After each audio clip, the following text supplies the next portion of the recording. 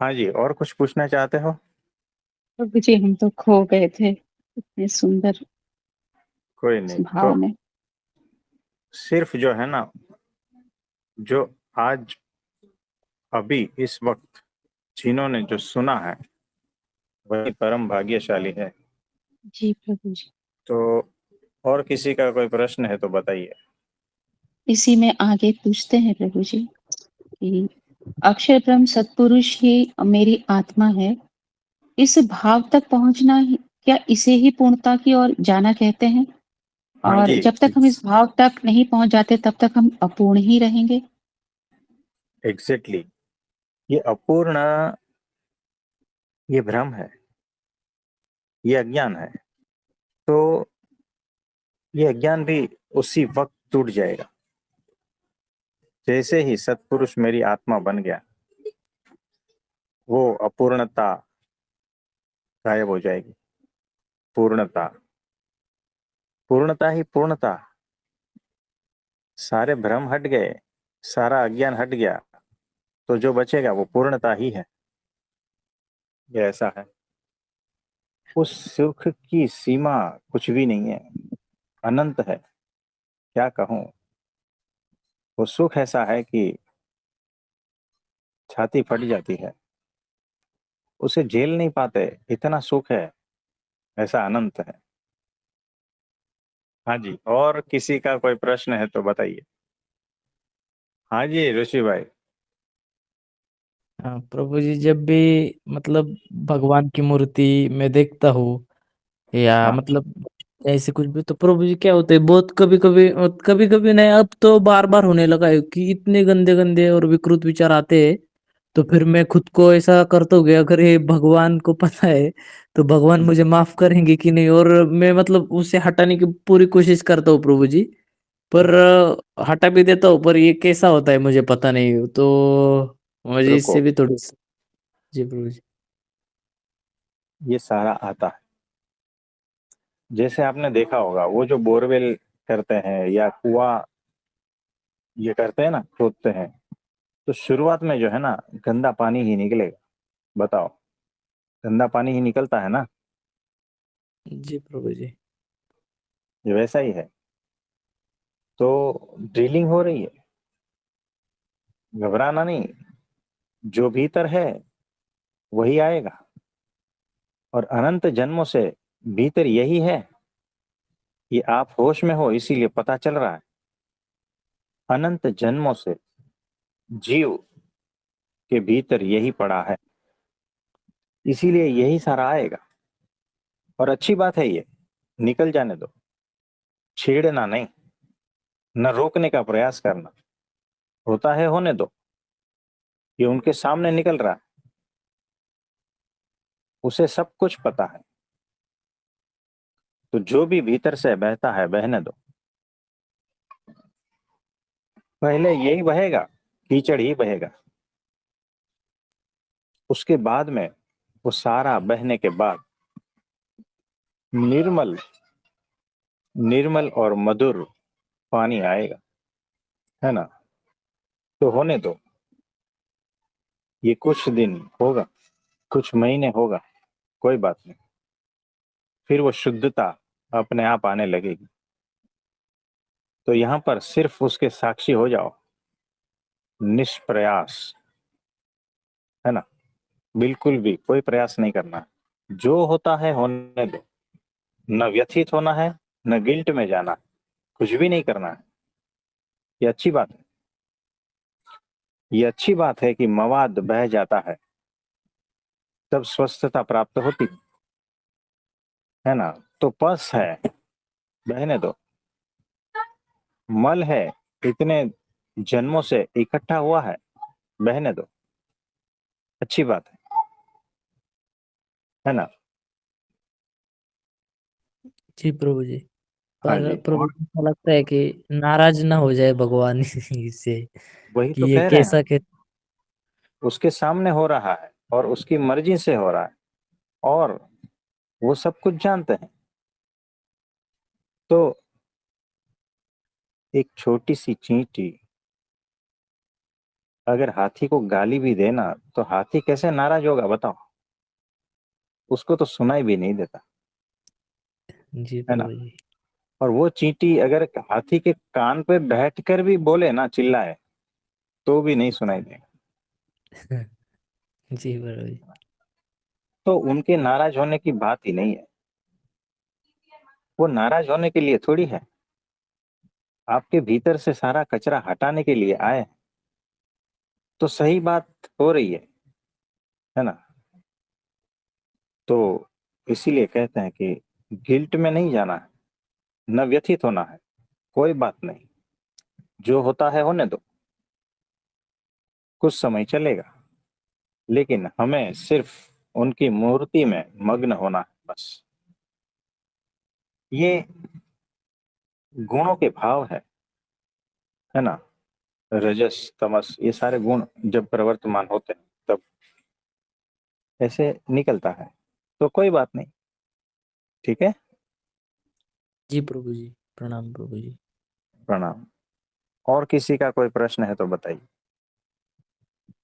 प्रणाम प्रभु जी। हाँ जी प्रभु जी बोलिए। प्रभु जी आज थोड़ा सा अहोभाव पे सत्संग करा दो। अच्छा, उस अहोभाव का क्या करोगे? अपने प्रभु जी के प्रति हमें अहोभाव नहीं आना चाहिए, धन्यवाद का भाव। तो हमें अहोभाव से पूर्ण होना चाहिए। बराबर है। तो जब उनका कार्य देखोगे तो अहोभाव में ही जाओगे। हर क्रिया ऐसी ही है, अहोभाव उत्पन्न करने जैसी। सब कुछ उनका दिव्य है, वही ट्रांसफर हो रहा है। तो अनंत कोटि ब्रह्मांड में जो प्रकाश फैला है वो प्रकाश उनका ही है, उनमें से ही निकलता है। तो जहां पर भी आप करुणा देखो तो उनकी ही करुणा है, उनका एक बूंद वो बह रहा है। जहां पर भी प्रेम देखो तो समझना ये उनका ही प्रेम है। सब जगह वही फैला है, सब में वही फैला है, और वो वहां से यहाँ पर आए, हमारे लिए आए। किसके लिए आए हैं बताओ? सिर्फ हमारे लिए ही तो आए हैं, नहीं तो हम कहाँ होते अगर वो नहीं आते। तो इस वक्त सिर्फ मौन में है हम, ज्यादा शब्द बोल नहीं पाएंगे, है ना? जी प्रभु जी। तो और किसी का कोई प्रश्न है तो बोलिए। प्रणाम प्रभु जी। फिर से एक बार पूछना चाहूंगा प्रभु जी। जोर से।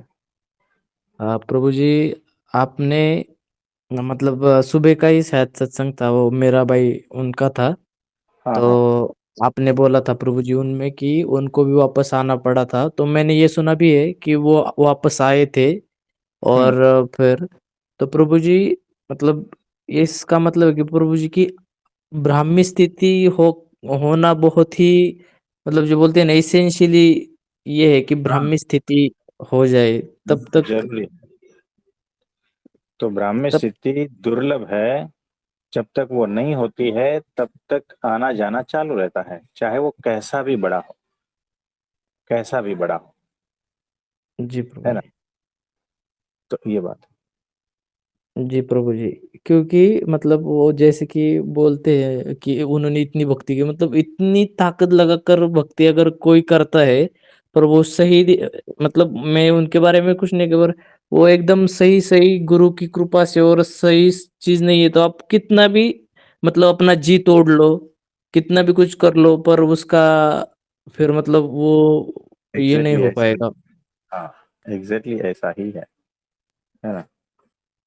और ये मतलब ध्यान में इसमें चिंतन करने के बाद ये पता चलता है प्रभु जी की गुरु के साथ रहने की और गुरु के आज्ञा पालन की कितनी कितना बड़ा महत्व है। नहीं तो आप इतने भटको के भयंकर के जिसका कोई पता भी नहीं है। हाँ, तो एक भाई है, हमें मैसेज किया है कि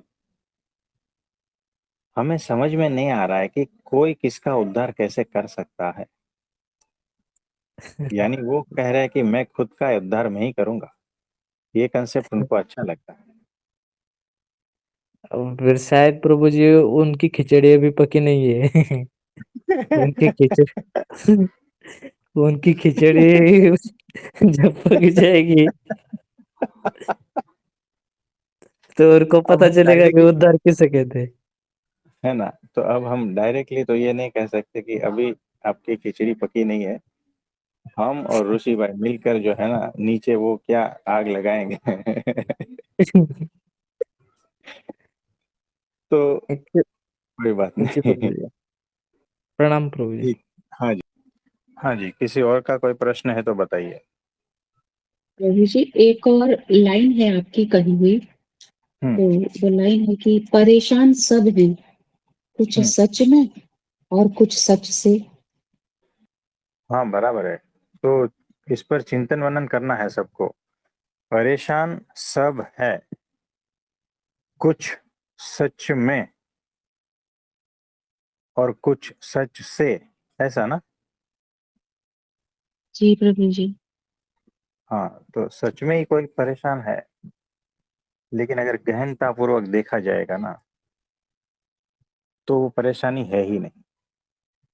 इसीलिए जो सच में, वहां पर चौकड़ी लगा देनी। और सच से, तो गहनता पूर्वक अगर देखा जाए तो सच से भी कोई परेशान है ही नहीं। हकीकत में अगर देखा जाए तो वहां पर भी चौकड़ी लगा देनी, है ना। तो इस सेंटेंस का कोई मीनिंग ही नहीं निकलता फिर। लेकिन जैसे ही माया में आते हैं तब ये सेंटेंस का मीनिंग निकलता है।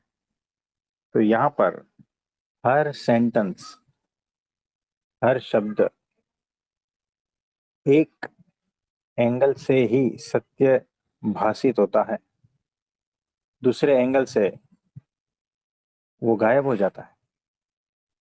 एक लेवल से यहाँ सत्य भाषित होता है, दूसरे लेवल से झूठ हो जाता है।